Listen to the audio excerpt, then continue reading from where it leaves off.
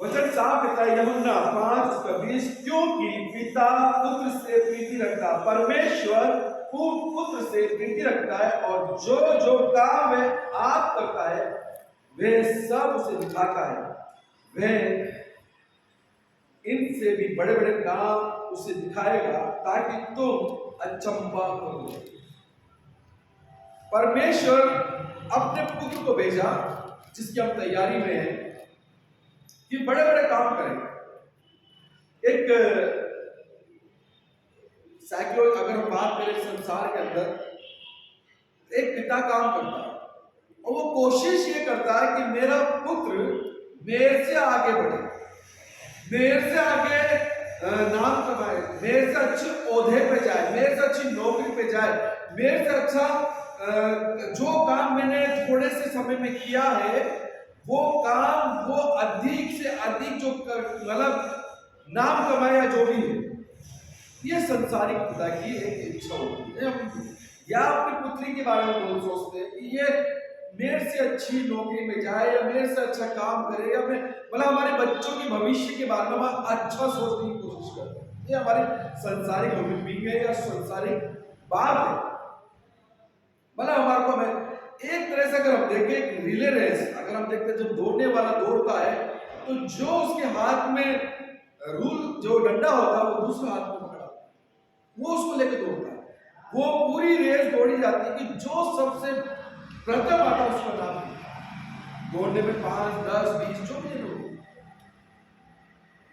परमेश्वर अपने पुत्र के बारे में यही बता रहा है कि जो काम मैंने उसको सौंपा है वो उससे अधिक करे। मेरी योजना तो है, मुझे उससे काम कराना भी है और वो करेगा भी, परंतु वो मुझसे ज्यादा अधिक करेगा। और अधिक का मतलब था उसने काम किया, उसने अपने प्राणों को बचाव किया। परमेश्वर की सोच अपने पुत्र पर उसने जाहिर की है कि मेरे से भी अधिक काम करेगा, मेरे से काम की मेरी जो इच्छा है। मेरे प्रिय भाई बहन, अगर हम वचन के अंदर देखें बड़े बड़े काम, ये तो पुत्र की बात है।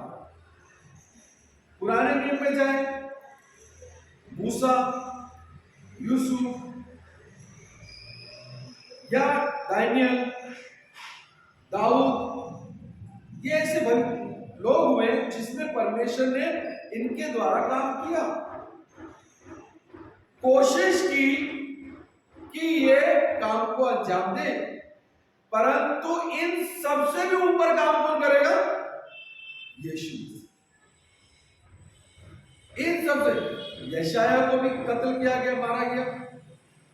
यशाया को भी छोड़ा नहीं है। यशाया नबी की जो पुस्तक यशाया नबी ने जो लिखी है उसको भी सरकलम किया गया। और हम देखते हैं कि जब यीशु मसीह के जो चेलों ने काम किया उनको भी घात किया गया, मारा गया, परंतु उनमें से भी सबसे अधिक जो योजना परमेश्वर की किसकी थी? उसने उसके प्रत्येक काम को अंजाम दिया। आज हम चाहते हैं, परमेश्वर साहब कहता है, अगर कोई निकाले यिर्मयाह की पुस्तक, कोई जल्दी से निकाले यिर्मयाह, थोड़ा अलग है यिर्मयाह, कि क्या यीशु मसीह आने वाला प्रभु किस प्रकार, ये यिर्मयाह भविष्यवक्ता अपने उस पुराने नियम में बात को बताता है क्या काम है। यिर्मयाह 23 उसका 5 और 6, यिर्मयाह 23 उसका 5 और 6, जल्दी से पढ़े। यहोवा की ये वाणी है, देख ऐसे दिन आते हैं कि जब मैं दाऊद के कुल में से एक धर्मी अंकुरित, जो पिछली बार दाऊद के कुल में से एक धर्मी अंकुरित उगाऊंगा और वह राजा बनकर बुद्धि से राज करेगा, अपने देश में न्याय धर्म से प्रभुता करेगा दिनों में यहूदी लोग बचे रहेंगे और इजरायली लोग नीडर बचे रहेंगे और यहोवा उसका नाम, यहोवा हमारी धार्मिकता रखेगा। क्या नाम रखेगा? धार्मिकता। पहला काम उसने क्या करा? धर्म का प्रचार। प्रभु धर्म का प्रचार ये नहीं कहा था कि ईसाई बनो। साफ वचन कहता है, मत्ती के अंदर जाएंगे, 28 के अंदर जाएंगे, उसमें साफ लिखा है चेला बनाओ, पिता पुत्र पवित्र आत्मा से बपतिस्मा करो, पाप से मुक्त करो। परमेश्वर हमारे को मतलब यीशु मसीह का जो संसार में पैदा होने का जो मकसद है, उस मकसद को बताना चाहता है। मकसद क्या है? परिवर्तन। या परिवर्तन जब तक हमारे जीवन में नहीं है, यीशु मसीह चाहता था, जुलाए काम करता रहता, वही अपने काम में मस्त रहता, आराम से रहता, परिवार में सुरक्षित था। परंतु उन्होंने 30 साल से लेकर 3.5 साल तक, मतलब 33 साल या 32 साल जो की उम्र रही है, और 3.5 साल उन्होंने जो काम किया संसार के अंदर, वो मसीहों के लिए धार्मिकता गिना गया। वो धर्मी था। पहला जो अंकुर उसका था कि हम धार्मिक, हम धार्मिक जीवन जब तक नहीं जिएंगे, हमारा परमेश्वर के राज्य में हम जा नहीं सकते। धर्मी होने के लिए कहा मुक्त, पाप से मुक्त, जीवन को छोड़ दो, गलत काम करना छोड़ दो। ये धर्मी की जो भी डेफिनेशन बाइबल में लिखी है, जो पत्रियां लिखी गई है प्रेरितों के द्वारा, उसने साफ कलीसियाओं को कहा है कि तुम ये काम ना करो, ये काम करो। जो पत्रियां लिखी गई है, उन पत्रियों में सब साफ संदेश दिया गया है मसीहों के लिए कि हमें क्या अच्छा है और क्या बुरा है। अगर हम पत्रियों के माध्यम से अगर हम पढ़े तो परमेश्वर की योजना, यीशु मसीह की योजना का है। वो सी बात कहते हैं कि सोचने जा रहे यार धार्मिक तो बने, कैसे धार्मिक? संसार में कभी गुस्सा भी आता है, अब शब्द भी हो जाते हैं। धार्मिक के अगर हम देखें तो 2 चेलों के बारे में जानते हैं। पहला पतरस, वो यहूदी था और उसका प्रचार जो था ना, वो अन्य लोगों को प्रचार नहीं करता, मतभेद थे। वो ज्यादातर कोशिश करता था यहूदियों के पास जाने की। प्रेरित पौलुस, जिसने मरकुस को लगाया और भगा दिया, निकल यहां से, इसी कारण गुस्सा आ गया। परंतु उनका यह काम नहीं था कि वो बात को लेके बैठे रहे। उनका जो मकसद जो था, प्रभु यीशु मसीह का प्रचार। क्योंकि पतरस की बहुत सी, अगर आप पढ़ोगे चरवाई की जो थियोलॉजी करेंगे, वो तो उसमें बताएगा कि चरवाई की लाठी, उसमें किताबें लेना, उसे पढ़ना, अगर बाइबल कोर्स करी हो तो उसमें साफ लिखा गया कि बताता है कि जो पतरस था, कोशिश ये करता था कि मैं यहूदियों में बचाऊं। अन्य दूसरी जाति में आता था, उसको मतलब उस भेदभाव की धारणा उसके अंदर थी, भेदभाव का उसके अंदर कीड़ा था कि मैं इन्हीं में ही ज्यादा वो करूंगा। अच्छा, परंतु उनका काम क्या था? यीशु मसीह का मेन काम क्या था? यीशु मसीह का प्रचार, यीशु मसीह के जीवन में। पतरस को 2-3 बार डांटा भी गया। पानी पे चल रहा था, वो यीशु मसीह को देख के कह रहा, और ये कौन आ रहा, भूत आ रहा, चल रहा। एक बार उसने मना कर दिया, छोटे पे जा रही है तो परमेश्वर का यही है, कोई है जो उनके साथ ना करना। अरे नहीं, मैं बोलती हूँ।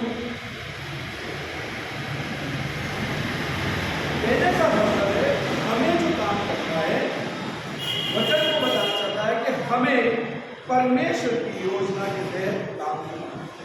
अभी इसी यिर्मयाह के अंदर पढ़ेंगे, इसका 1 पन्ना 23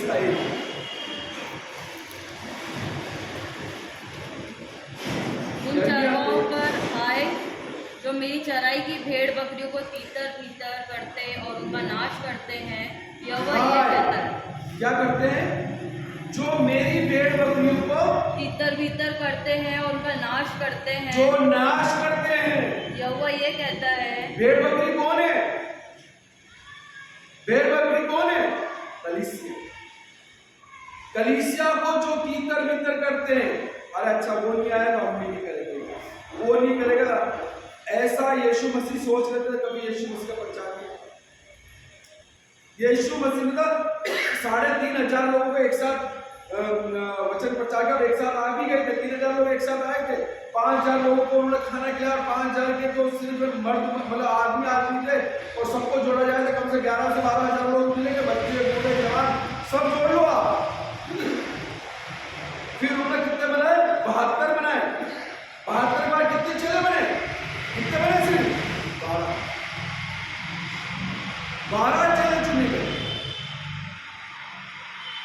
ये काम सबसे ज्यादा दुनिया में कठिन है चर्च का,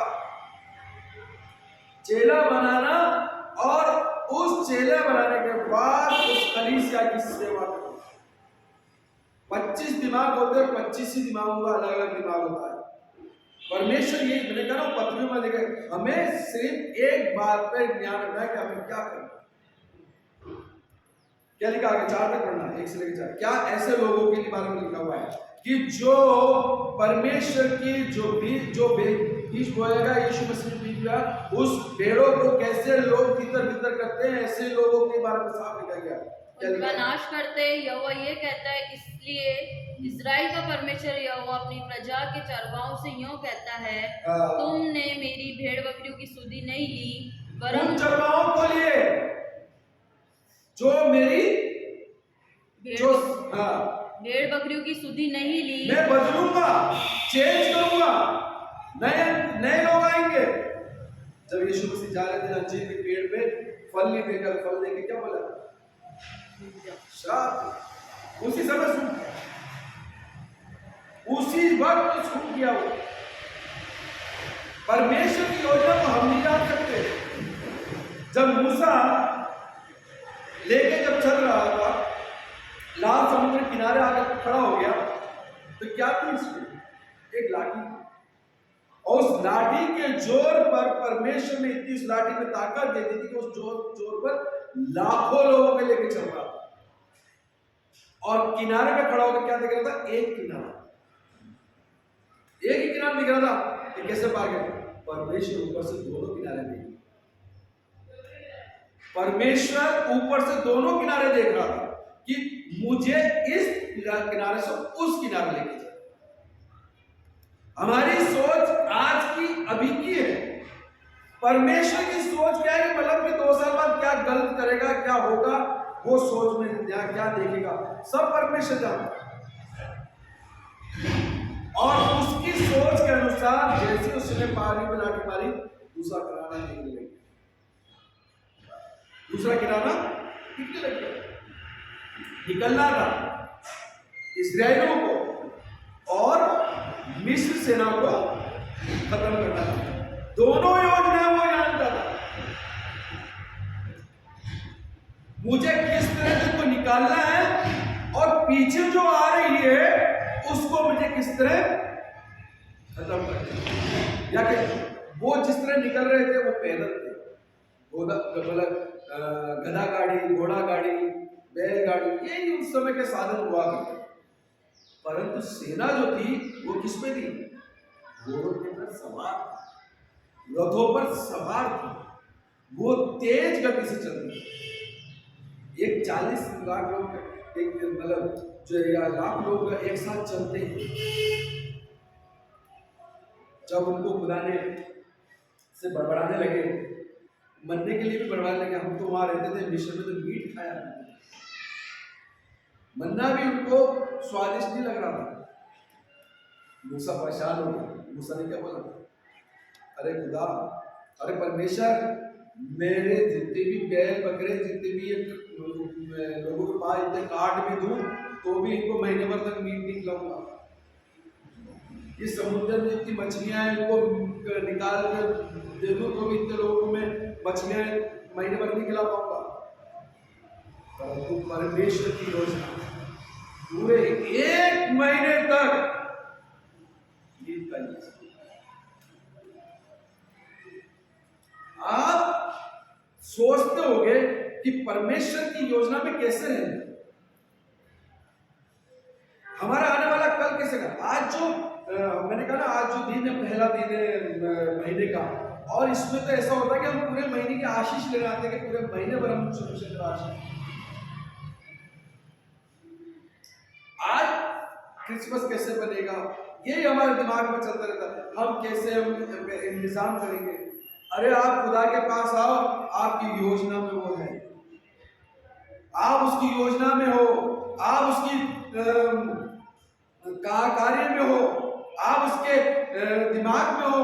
आप सिर्फ उससे मांगो तो सही, आपकी योजना को 101% सफल करें। गोलियत के बारे में देखते सुनते हैं, गोलियत के बारे में बहुत हमने सुना कि 5 पत्थर लिए और गोलियत को 1 पत्थर से मारा तो 1 ही पत्थर से, 5 पत्थर ही क्यों लिए मालूम है आपको? गोलियत की जो लंबाई थी, शायद मैंने पहले बताया था 9 फीट के लगभग था वो लंबा, और 53 या 54 किलो का तो वो सिर्फ वो पहनता था, अंगरखा या जो भी है लोहे का, और तलवार थी 4-5 किलो की तलवार है। मारा 1 ही पत्थर से, बस उसने 4 पत्थरों में ज्यादा दिया। क्यों? गोलियत मिला के 5 भाई थे।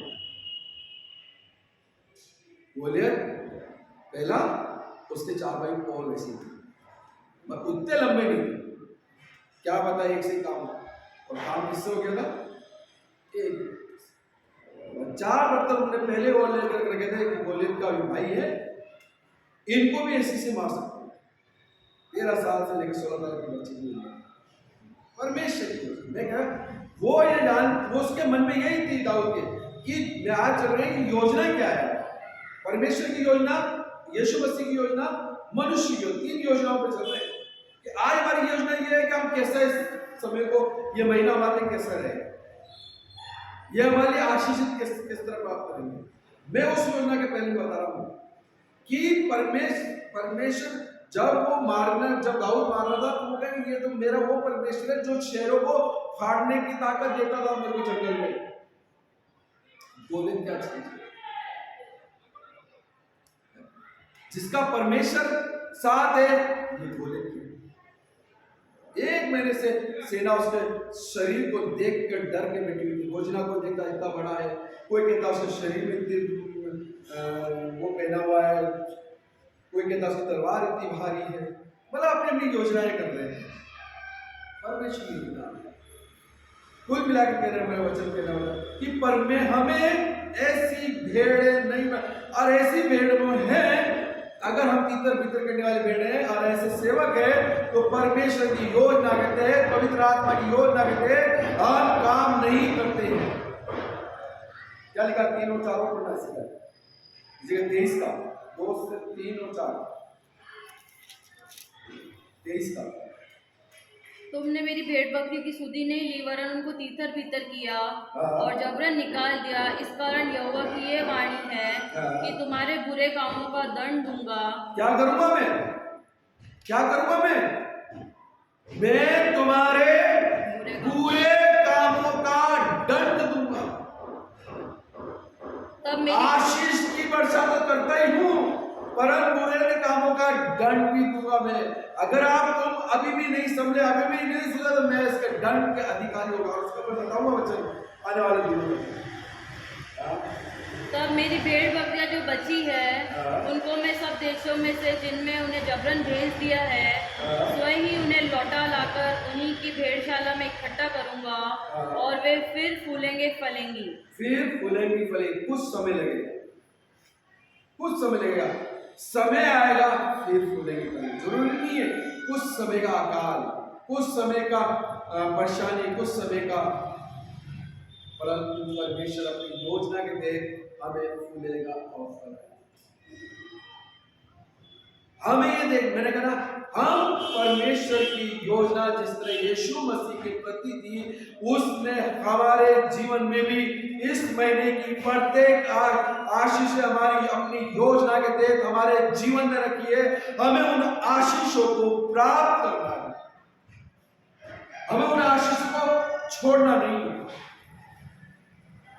कौन आज हमारे साथ है वो छोड़ो, कौन परमेश्वर के साथ है उस पर ध्यान दो, कौन मसीह की संगति में उस पर ध्यान दो, कौन पवित्र आत्मा की संगति में उस पर ध्यान दो। हमें दुनिया की किसी भी चीज के प्रति अपने आप को उस पर, आज वो सब बच्चों को कहते हैं, अरे आज क्रिसमस की तैयारी, अरे परीक्षा चल रही, हमारे बच्चों की परीक्षा नहीं हुई, हमारे बच्चे डायरेक्ट ही 6वीं से 8वीं में आ गए, 8वीं से 11वीं में आ गए, 12वीं में आ गए, सब ऐसे ही कर रहे हैं। नहीं, बचपन में उन्होंने पढ़ाई तो नहीं करी, वो तो सब ऐसे ही रोते फिर रहे थे ये।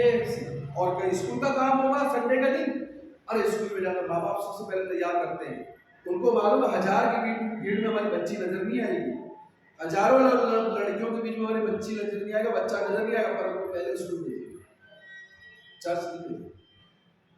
चर्च में मालूम है कि हमारी बच्ची सबसे अलग अलग दिखेगी, और एक समाज के काम में अलग हम योजना में हैं, या बच्चा हमारा अलग दिखेगा, और समाज के काम में हमें दिया ही क्या है समाज को। आज बताओ ना, क्या दिया हमने समाज को? बताओ, कोई एक कह सकता है कि मैंने समाज को ये दिया, मेरे चर्च की बात करो, मसीह समाज को, मसीहों के लिए आपने क्या दिया? कभी अपने आप को सोचो। हम एक समय नहीं दे पाते, पैसा धन ये वो ये तो बोलते रहते हैं, कोई बात नहीं, सब खुदा इंतजाम करेगा, नहीं होगा तो नहीं होगा, इंतजाम खुदा करेगा, परंतु हम समय नहीं देते। बहुत से बच्चे हैं और परसेंटेज वो भी नहीं आती कि हाँ अगर 80 से ऊपर पहुंचे हुए और 90 के ऊपर पहुंचे हुए, तो हाँ चलो आप खुशी हुई कि आज हमारे बच्चे वहाँ होंगे। पिछली बार मैंने बोला था कि जो बच्चे 60 से ऊपर हो परसेंटेज में, तो कृपया करके मुझे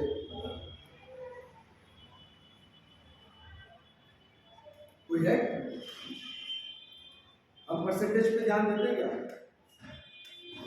नहीं ध्यान देते हम, पर में बस एक ही ध्यान देते, स्कूल जाना है, बस एक ही दिन में हमें स्कूल जाना है, बस हम परसेंटेज पे ध्यान नहीं देते।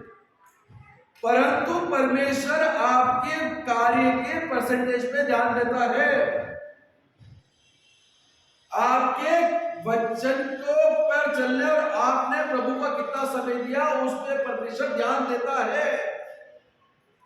आपके जीवन में जो उन्नति मसीह के साथ है उस पर परमेश्वर आपने क्या दिया है वो परमेश्वर ध्यान देता है। हजारों में से नहीं, आप 100 और कुछ लोगों के बीच में आपको रखना। आज परमेश्वर आपकी, तो मेरे प्रिय भाई, कहने का मतलब वचन में समझाना चाहता कि जैसा परमेश्वर ने मसीह के साथ काम किया, हमारा काम परमेश्वर के साथ, और परमेश्वर की योजना के तहत, यीशु मसीह की योजना के तहत।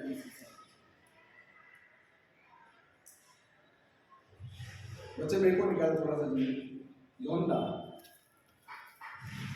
7 इसका क्या है, व्यवस्था भी है और न्याय भी। दूसरी जो बात थी परमेश्वर के साथ, और कोई निकाले इसमें 23, लूका 23 इसका 41, कोई तो यूहन्ना 7 उसका 11 जल्दी से निकाले। यहूदी पर में उसे यह कहकर ढूंढने लगे वह कहाँ है, और लोगों ने उनमें विषय में चुपके बहुत सी बातें हुई। कुछ कहते थे वह भला मनुष्य, और कुछ कहते थे नहीं वह लोगों को भरमाता है, भरमाने वाला है। ये मैंने कहा ना, लोगों की धारणा है, जो भी बता रहा था ना, कोई कुछ कहेगा, कोई कुछ कहेगा, कोई कुछ कहेगा, कोई वो नहीं है तो मैं नहीं हूँ, वो नहीं आएगा, हमें किसी के नीचे। और इसी का पढ़ना लूका 23:41।